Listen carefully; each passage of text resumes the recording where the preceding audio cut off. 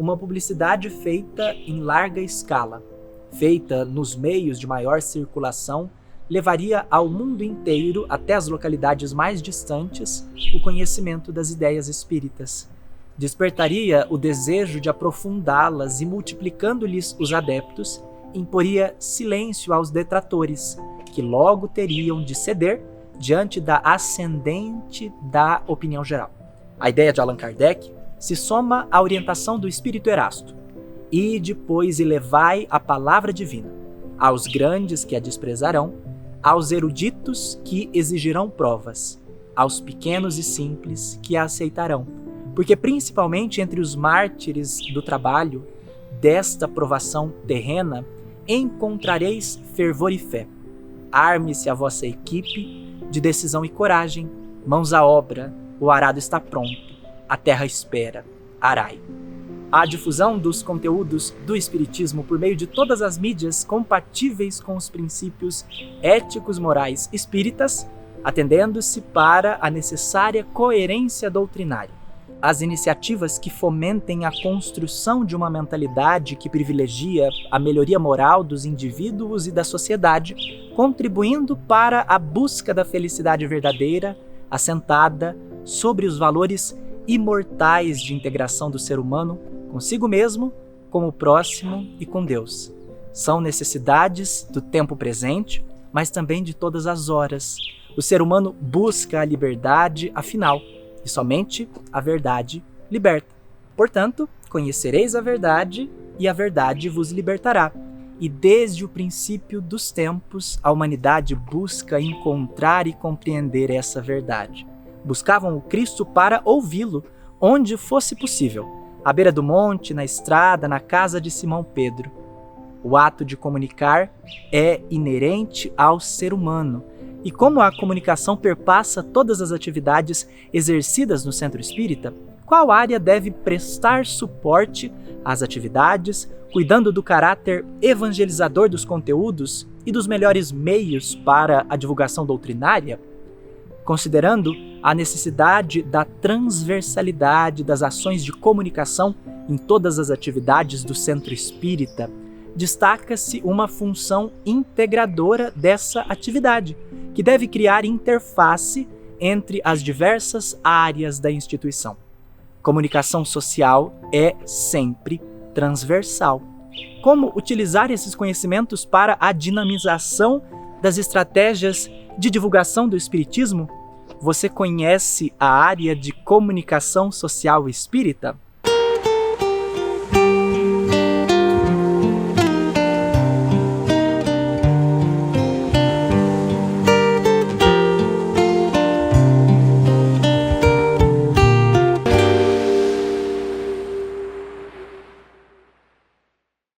Em orientação ao Centro Espírita, na segunda parte, nós também encontramos o capítulo sobre a área de comunicação social espírita.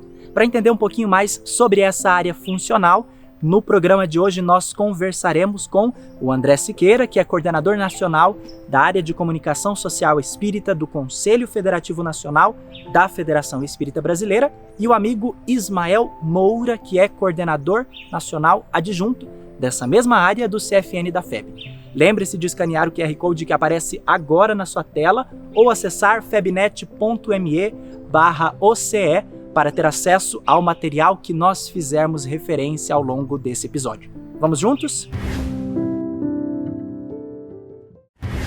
A atividade da comunicação social apareceu no mundo como o resultado de uma tentativa de minimizar os impactos da violência da guerra. Na verdade, um conjunto de pensadores, entre eles Harold Lasswell, começaram a pensar da necessidade de criar uma forma de interferir na opinião das pessoas e evitar o uso da violência como instrumento para convencer os indivíduos, isso devido às duas grandes guerras mundiais. Foi a partir desse processo que surgiu, então, a ideia de uma comunicação de massa, e que muitas vezes nós confundimos com a ideia da comunicação social espírita. A comunicação social espírita ela não é propriamente uma atividade de propaganda e de marketing. O interesse dela não passa pela função de convencer as pessoas, de fazer proselitismo, isto é, de tentar impor às pessoas uma determinada forma de pensar ou de agir. O objetivo da comunicação é o desempenho de 3 grandes funções. A primeira função da comunicação social espírita é a função evangelizadora. Isso quer dizer que é através do esforço de levar o conhecimento espírita para as pessoas. Não de convencê-las, mas de apresentar a elas, de dar-lhes a oportunidade de refletir sobre conteúdos de uma maneira que possa criar um diálogo entre o indivíduo, os seus problemas existenciais e o conteúdo que o Espiritismo pode oferecer. É a função evangelizadora da comunicação. A segunda função é uma função integradora.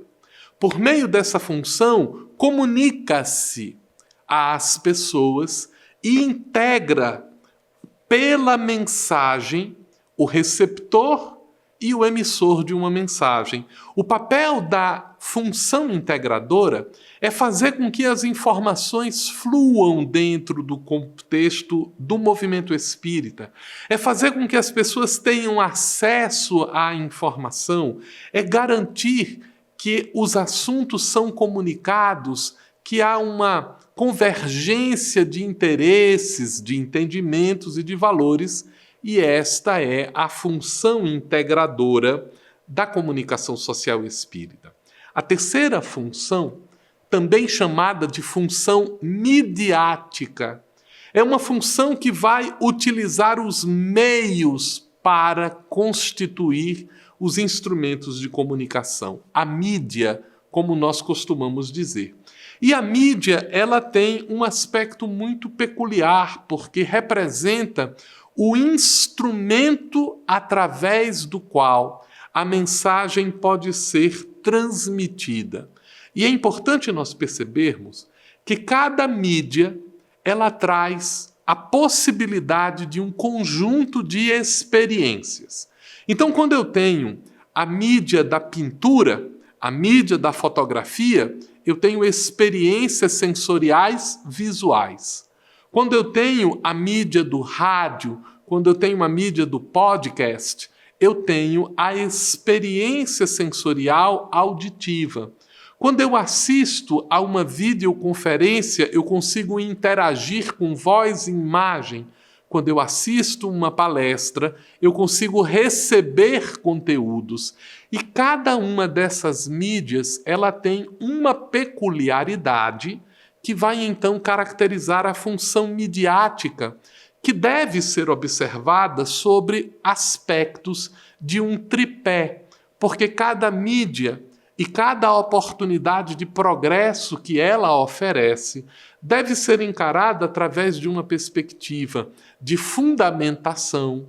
É preciso dotar o instrumento midiático de uma característica sólida, de uma consistência doutrinária para a mensagem, mas é também necessário que nós demos à atividade que está sendo desenvolvida na comunicação uma certa utilidade, e isso responde por uma base fundamental, a fundamentação doutrinária da mensagem, a utilidade que a mensagem e que a atividade vai nos proporcionar para que possamos oferecer uma estética adequada. E pela estética significa o modo como nós escolhemos a linguagem, escolhemos as formas, trabalhamos os elementos que serão desenvolvidos para que a função midiática promova a comunicação, a função integradora, para que através dela se promova a função evangelizadora. Quando nós chegamos no centro espírita, isso se apresenta então com grandes desenvolvimentos de atividades dentro do centro espírita. A primeira delas é a mais conhecida das formas de divulgação, a palestra que se faz. Através da palestra, cria-se a oportunidade de compartilhar conhecimentos a respeito do Espiritismo. Então, a palestra, ela é uma oportunidade de conversa sobre um determinado tema, às vezes de natureza expositiva, às vezes de natureza interativa. Qual é a diferença? Na modalidade expositiva, alguém prepara um tema e o apresenta. Na modalidade interativa, o tema é apresentado e abre-se um espaço para diálogos, para troca de experiências, para perguntas e respostas. Então, a palestra deve se constituir em um espaço sério que merece uma preparação anterior por parte de quem vai fazer uso da palavra. Precisa ser agendada para que as pessoas se programem para estar presentes quando ela acontecer de maneira síncrona, ou precisa ser divulgada numa data e horário específico para que as pessoas se programem para assistir ou ter o seu lugar de acesso adequado divulgado para que se possa acessar esse conteúdo quando ele está gravado.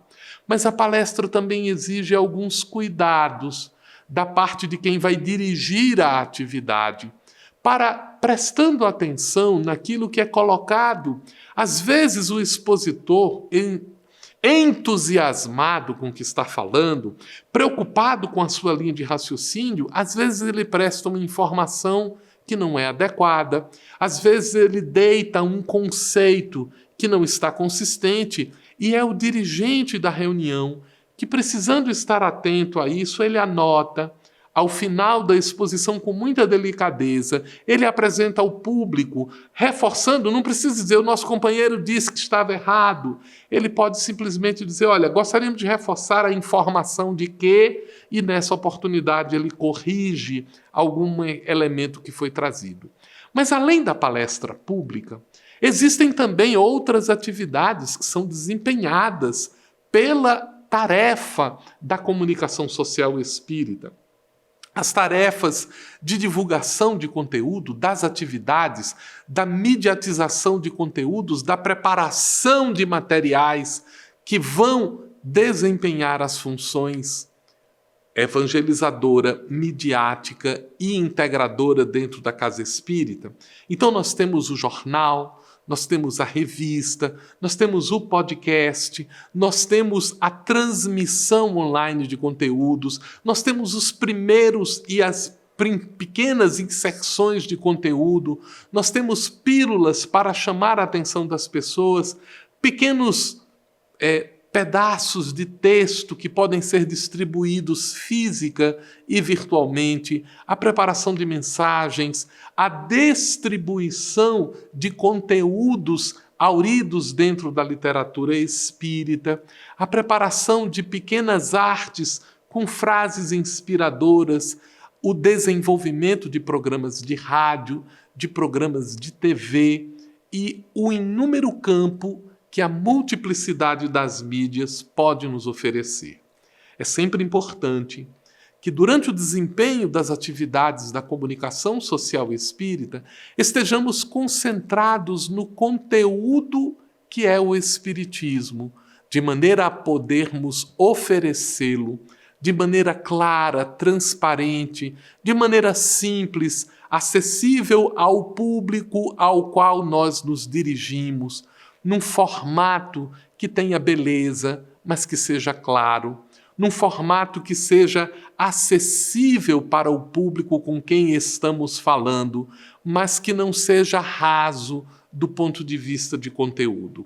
Esses cuidados podem ser encontrados, então, de maneira muito organizada e sucinta neste documento produzido pelo Conselho Federativo Nacional da Federação Espírita Brasileira, que é o resultado da soma de experiências de companheiros em todo o Brasil, que, labutando na área da comunicação, se reuniram para apreciar pequenas orientações, para reunir apontamentos que pretendem facilitar o desempenho das atividades por aqueles que estão envolvidos nos trabalhos da comunicação social espírita em todo o Brasil, para que nós tenhamos através dessas múltiplas experiências, a oportunidade de aperfeiçoar as nossas atividades, de darmos a nossa contribuição para a difusão do pensamento espírita, para criarmos oportunidade de diálogo sobre o modo como o espiritismo interfere em nosso modo de ser, de pensar e de viver, e de que maneira ele pode auxiliar a sociedade como um todo, com a sua mensagem esclarecedora, com o conforto que oferece à luz dos conteúdos da imortalidade e com o convite que faz para que nos possamos utilizar dos instrumentos midiáticos adequados para fazer brilhar a luz do Consolador, a mensagem rediviva de Jesus, que pretende ser uma referência para a construção da nossa verdadeira felicidade. A comunicação social espírita é, portanto, um instrumento de trabalho que pretende alcançar a finalidade do espiritismo, a transformação moral da humanidade, que deve ser consequência da atuação dos espíritas no mundo. Então, vamos nos debruçar sobre este conteúdo que é o Orientação ao Centro Espírita, para aproveitarmos a experiência dos companheiros em torno da temática da comunicação social espírita. Agradeço ao André pela exposição inicial. Nós seguiremos conversando sobre a área de comunicação social espírita agora em roda de conversa, ainda com a participação do André e também do Ismael, que participa conosco remotamente, a quem agradeço a participação, a disponibilidade e já inicio perguntando de onde nos inspiramos para as atividades de exposição doutrinária no Centro Espírita. É em Jesus e nas suas conversas com os discípulos, Ismael? Olá, Tiaguinho. Olá, André. Tudo bom? É uma alegria estar com vocês aqui mais uma vez, conversando sobre essas orientações da comunicação social espírita, não é? Meu irmão, sobre essa questão das inspirações, né? Eu me recordei agora de toda a trajetória humana de construção de mensagens, né? De construção de histórias. Então, desde do épico de Gilgamesh, que é o primeiro registro, né, de história que nós temos notícia, né, na historiografia mundial, nós temos uma preocupação muito forte de registrar as histórias humanas.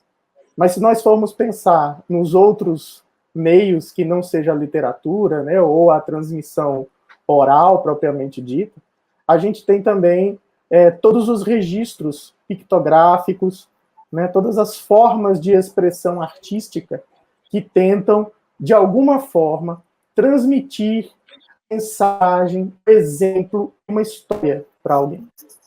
Então, quando a gente pensa numa palestra dentro da casa espírita, ou numa palestra virtual, num seminário, nesses elementos de transmissão de conhecimento que nós nos acostumamos a exercitar, né, nos nossos encontros espíritas, nós estamos falando de registros de mensagens.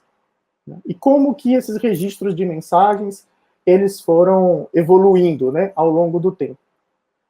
Desde dessas expressões mais rudimentares e mais diretas, né, de como que as histórias eram contadas, até as criações dos mitos mais elaborados, né, as formações literárias mais fortes que nós temos desde então, né, as peças teatrais, os livros de ficção, os livros de romance, os livros de contextualização filosófica e científica, até as obras mais modernas, né?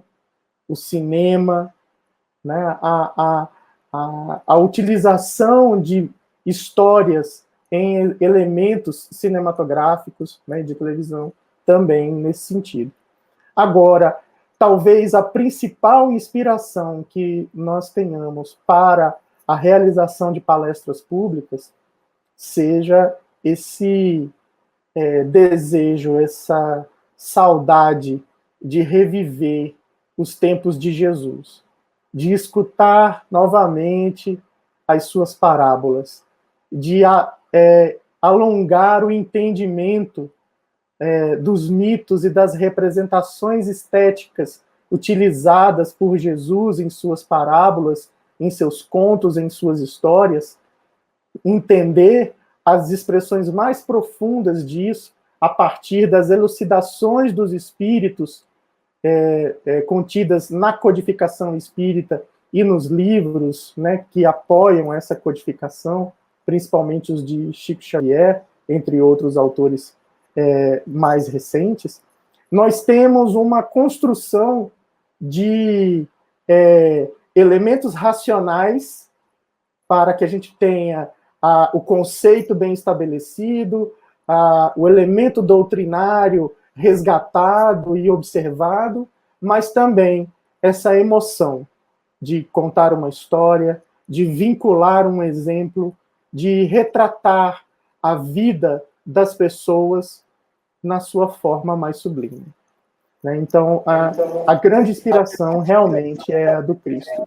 É interessante que mudam-se os formatos, os meios, mas a sede humana pelo conhecimento, pela orientação, pelo acolhimento permanece a mesma, né, André? O ser humano, Tiago, ele é fundamentalmente um elaborador de conteúdos. Ele se define no conhecimento. Então, à medida em que a vida progrediu na Terra, ela se especializou em aprender dentro do contexto. Então, muitos estudiosos dizem que viver é, na verdade, conhecer. E o processo de conhecimento, ele se edifica sobre as bases da comunicação. E nós temos sede de conhecimento porque nós temos sede de adaptação ao meio, de superação dele. E uma das maneiras mais eficientes de transmitir o conhecimento é através da conversa. E a palestra é sobretudo isso.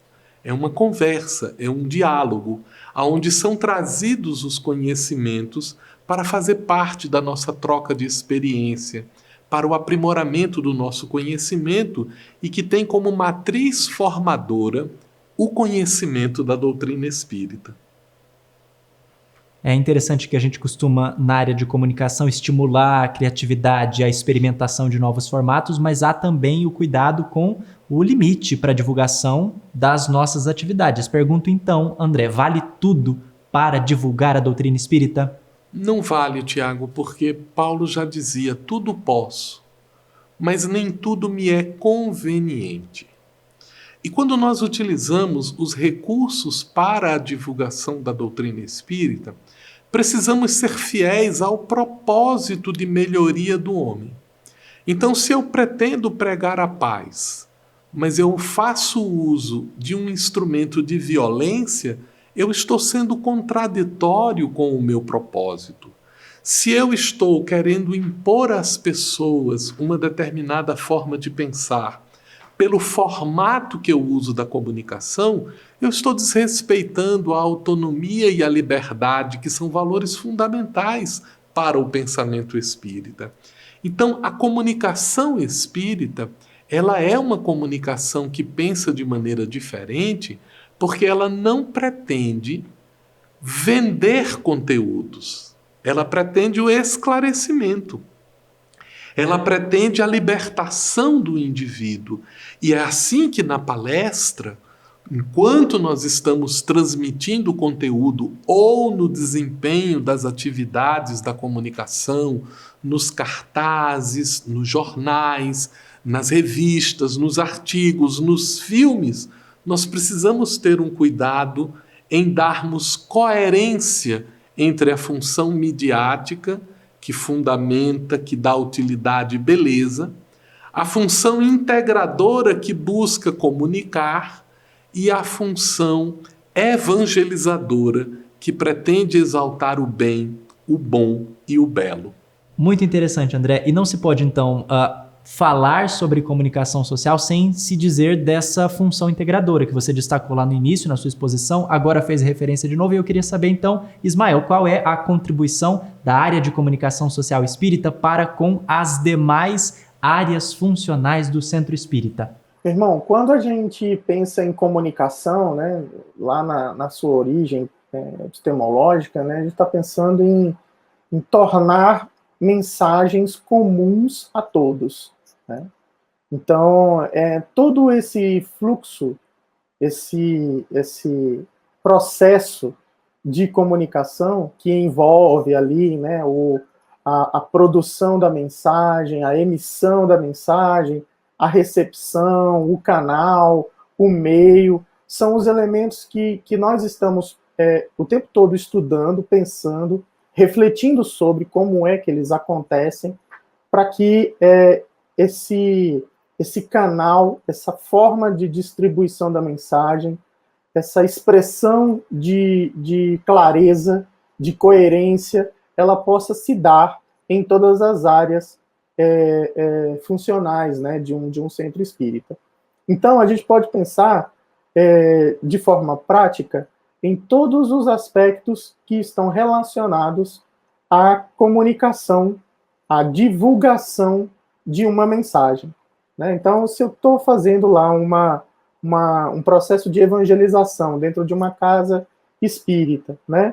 E aí eu preciso elaborar os conteúdos que estão relacionados com isso, para a facilidade da compreensão das crianças e dos jovens, né? Então, eu estou pensando ali em adaptar esses aspectos doutrinários, que muitas vezes são aspectos doutrinários complexos, para esse público. Então, eu estou pensando num público, eu estou pensando numa forma de retirar daquela mensagem elementos que possam, ao invés de contribuir para a compreensão da mensagem, possam tornar a mensagem mais difícil de ser absorvida, né?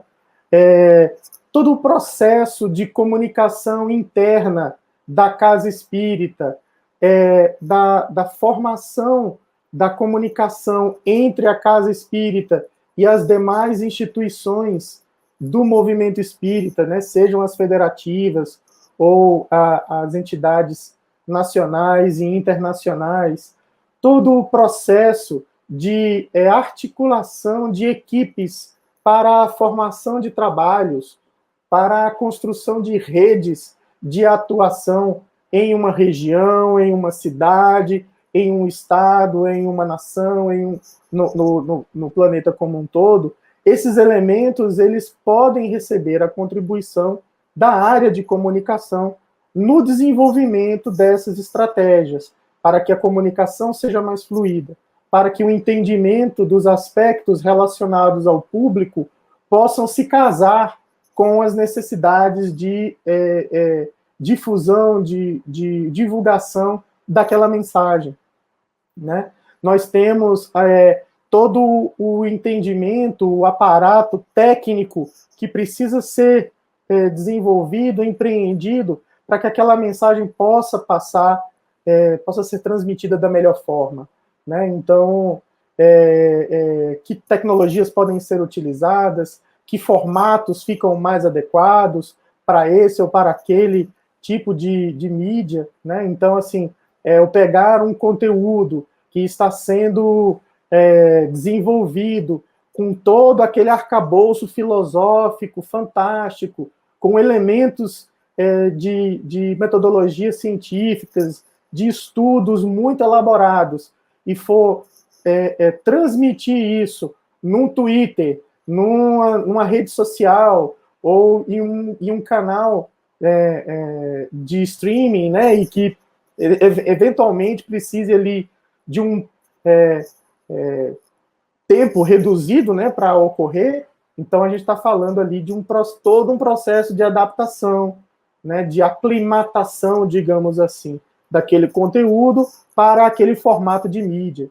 Então imagina, todas as áreas podem receber contribuição da comunicação, porque a comunicação está, digamos assim, comunicação social, né, está no âmago do processo de emissão e de recepção de mensagens, né?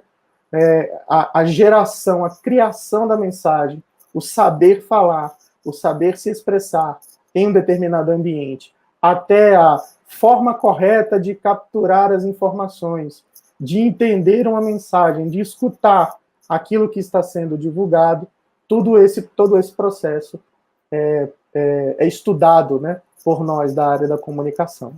Ismael, eu vou fazer um gancho entre algo que você colocou agora há pouco sobre o contexto relacional das instituições espíritas para perguntar ao André sobre o papel da ACSE no estabelecimento de pontes de diálogo entre o centro espírita e a comunidade onde ele está inserido, a comunidade ao seu redor. Qual é o papel da área nesse sentido? A área de comunicação, Tiago, ela precisa começar reconhecendo que ela não é a única comunicadora. Todas as atividades da Casa Espírita desempenham o papel de comunicadores. E por causa disso, ela tem como principal objetivo a transmissão do conteúdo através de todas as áreas. Então não é a área de comunicação que comunica, é a área de comunicação que vai aprimorar os mecanismos de comunicação, daí o seu caráter de transversalidade. A área de comunicação, ela alcança todas as áreas das atividades da Casa Espírita, seja na preparação da comunicação, seja na elaboração dos conteúdos, seja no aperfeiçoamento dos instrumentos, e graças a essa atuação, ela vai então criar o que você descreveu como pontes de diálogo com a sociedade. Mas nós precisamos nos recordar que a primeira ponte de diálogo é a nossa própria conduta. Então a comunicação, ela também vai trabalhar para a primazia da vivência do Espiritismo, para a primazia da vivência dos conteúdos espíritas, como primeiro estandarte de divulgação espírita. E é a partir dos elementos de vivência que os outros se desdobram enquanto atividades de difusão de conhecimento, de estabelecimento de pontos de reflexão, oportunidades de interação do centro espírita com o local onde ele está inserido, com os seus frequentadores e com a sociedade como um todo. Excelente. A gente volta a tratar, então, da atividade de exposição doutrinária, uma das frentes de trabalho vinculadas à área de comunicação social espírita, para entender, Ismael, como é que nós podemos situar ou estabelecer um diálogo entre as demandas emergentes da atualidade e as devidas referências doutrinárias na construção, por exemplo, de um quadro temático para essas exposições doutrinárias. Especificamente uma atividade de planejamento, né? Então, a gente precisa fazer uma pesquisa, em primeiro lugar, né? E, em geral, isso acontece muito naqueles momentos em que nós pedimos avaliações, né, para o público, ou quando nós publicamos um conteúdo e observamos os comentários que são emitidos a partir daquele conteúdo, né, que é veiculado, que é transmitido. Então, a primeira coisa é escutar, saber escutar. Que demandas emergentes são essas? Né? Quais são os desafios, né, que são apresentados?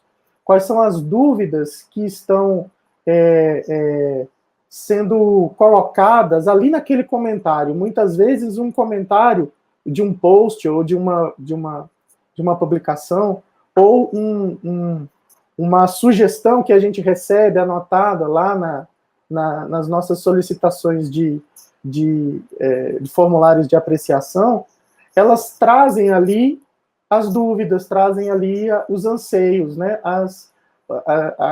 aqueles assuntos que reclamam para um indivíduo uma atenção maior, né? Então, a primeira coisa é identificar essas emergências, digamos assim, né? Que demandas emergentes são essas. E depois, a gente fazer um estudo sério, né, de como que a doutrina espírita se encaixa, ou se ela oferece respostas naquele momento para determinados assuntos. Uma vez que a gente consegue estabelecer essas relações entre a pergunta que está sendo formulada, né, a demanda emergente que está surgindo ali, e o arcabouço doutrinário do evangelho que nós temos para cada um dos elementos ali compostos, nós conseguimos montar um argumento, nós conseguimos construir as relações entre a dúvida que está sendo posta, a demanda que está surgindo e os apontamentos que os Espíritos nos ensinam, que Jesus nos deixou, quais são os apoios que nós temos na nossa literatura, na nossa filosofia, na nossa ciência e religião. Então, depois que você tem esse argumento pronto, essa formação que é quase como se fosse um teorema, né, formulado a partir dos princípios da doutrina espírita em relação às demandas que estão sendo colocadas, aí nós conseguimos montar um quadro para, em palestras específicas, encadear as relações mais fortes com aquelas demandas, ou seja, abordar o assunto mais diretamente, e aqueles aspectos doutrinários que são acessórios, que são complementares, que são mais fortes para serem tratados sob um âmbito mais geral. Então, a gente tenta encadear ali o planejamento das escalas de palestra, né, das formações de palestra, considerando o tríplice aspecto da doutrina espírita, né, então tentando ali encadear aspectos científicos, filosóficos e religiosos, abordando aquela demanda emergente, abordando aquele assunto e criando, a partir dali, um debate, né? Então, há uma formulação lógica, de uma argumentação lógica, se propõe uma conclusão moral, né, filosófica, científica sobre o tema, e depois disso surgem os novos apontamentos, né, as sínteses, as antíteses, novas teses, novas antíteses, novas sínteses, e assim por diante. Então, esse é o começo, né, de um ciclo que está sempre se renovando, né? Porque a gente também percebe que essas demandas emergentes, elas se ressignificam, elas acontecem em determinadas gerações, depois elas arrefecem, depois elas voltam sobre uma nova roupagem, sobre um novo aspecto, sobre novas dúvidas, mas quando a gente vai olhar desde das filosofias mais primordiais, né, aqueles primeiros aspectos filosóficos que nós temos, até Jesus, que é o que nós temos de mais sofisticado em termos de cultura, de religiosidade, de espiritualidade e de filosofia, nós temos aí um conjunto de um arcabouço teórico muito forte para a construção de argumentos.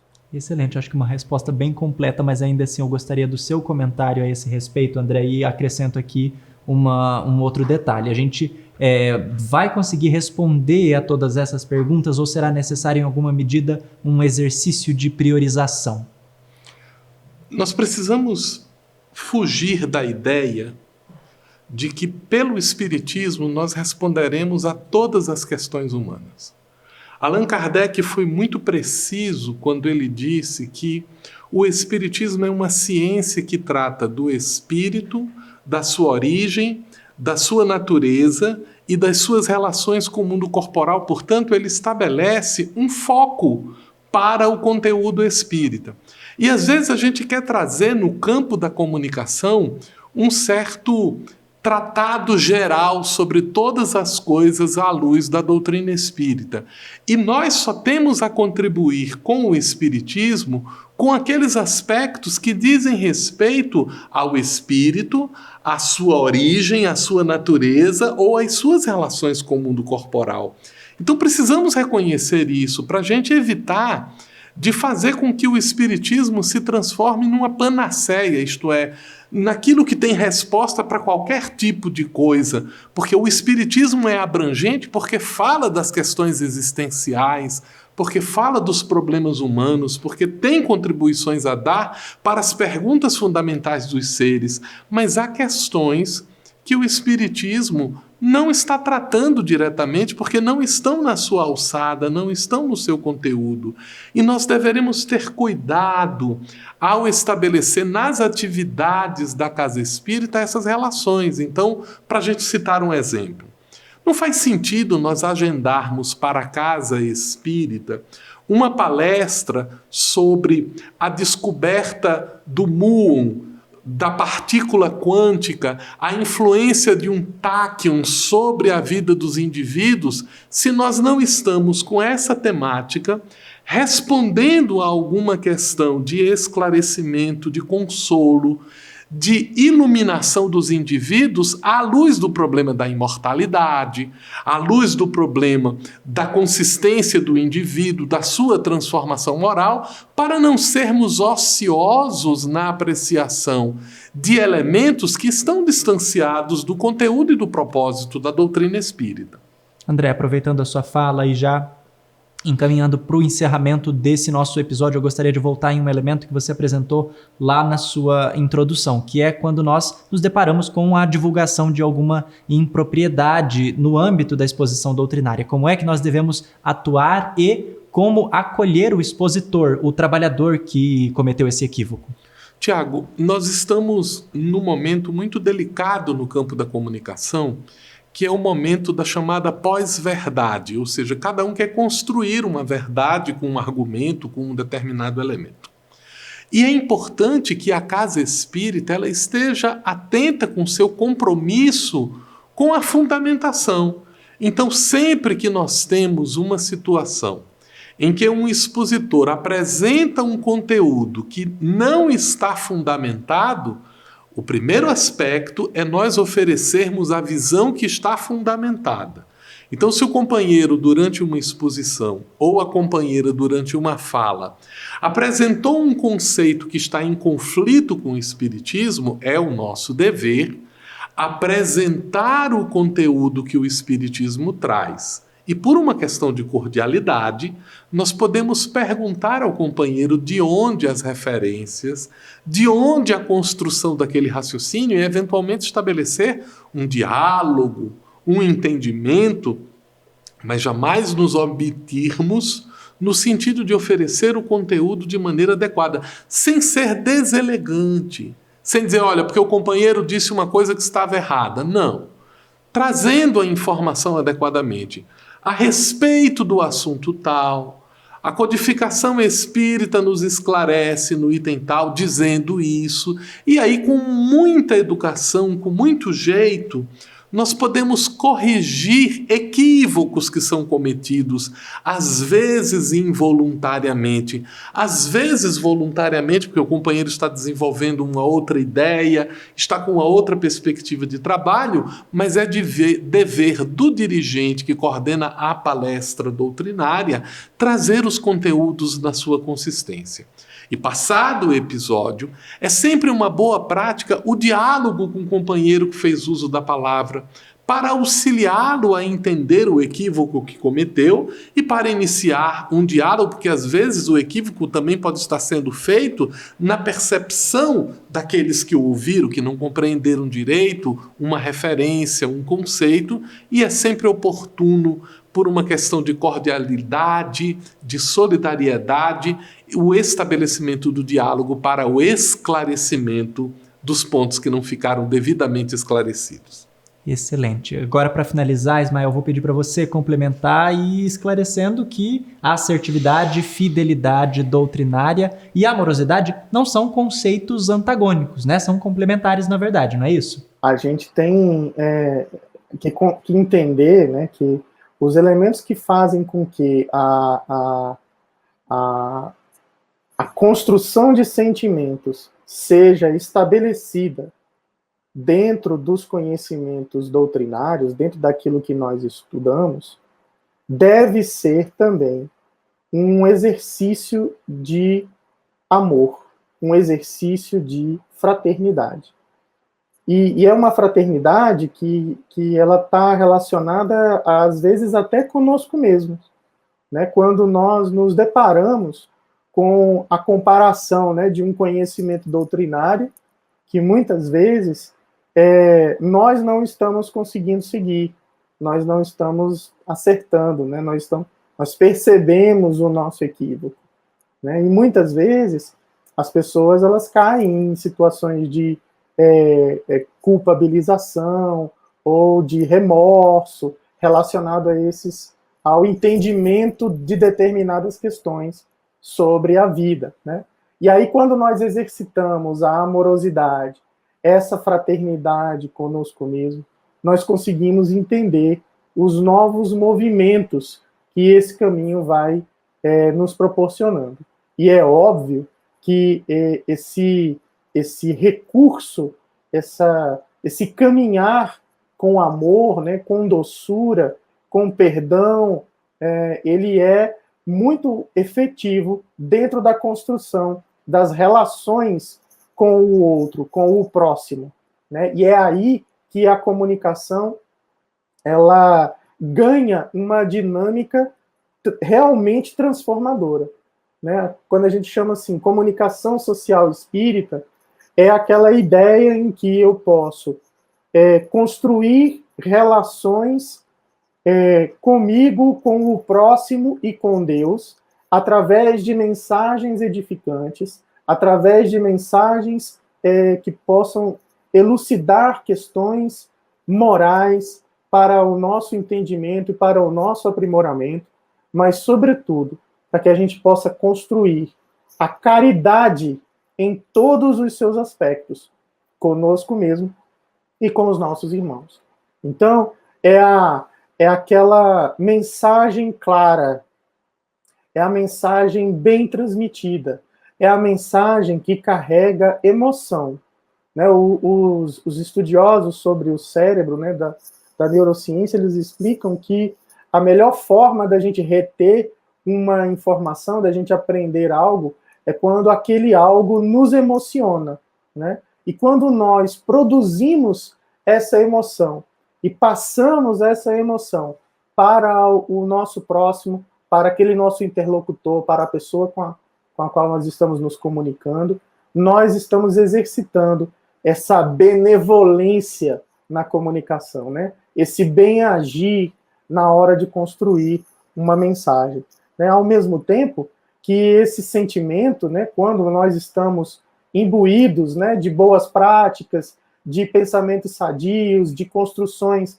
transformadoras dentro de nós e de olhar o lado positivo das coisas, nós estamos exercitando uma doçura dentro da gente, né? Essa tal da indulgência, que faz com que a gente consiga transmitir essa mensagem da melhor forma possível, buscando que a pessoa compreenda aquilo e também compreendendo a pessoa, compreendendo o lado da pessoa, o que ela está oferecendo de feedback, de entendimento sobre o assunto, inclusive de discordância sobre o assunto, né, que está sendo veiculado.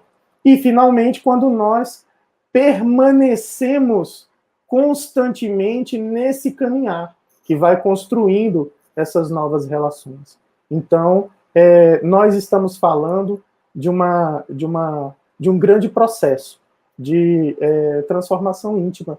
Conosco, que na hora da emissão da mensagem, conosco também na hora da recepção da mensagem, quando a gente aprende a escutar melhor, e com os nossos irmãos, quando essa mensagem ela é transmitida com o máximo da nossa emoção, com o máximo do nosso entendimento sobre o assunto. Excelente. Obrigado, Ismael, pela participação. Obrigado, André, pela presença, pela disponibilidade. Obrigado a você que nos acompanhou nesse episódio. Eu recordo que, se você apontar o seu celular para esse QR Code que aparece agora na tela ou acessar febnet.me/OCE, você pode ter acesso à orientação ao Centro Espírita e à orientação à comunicação social espírita.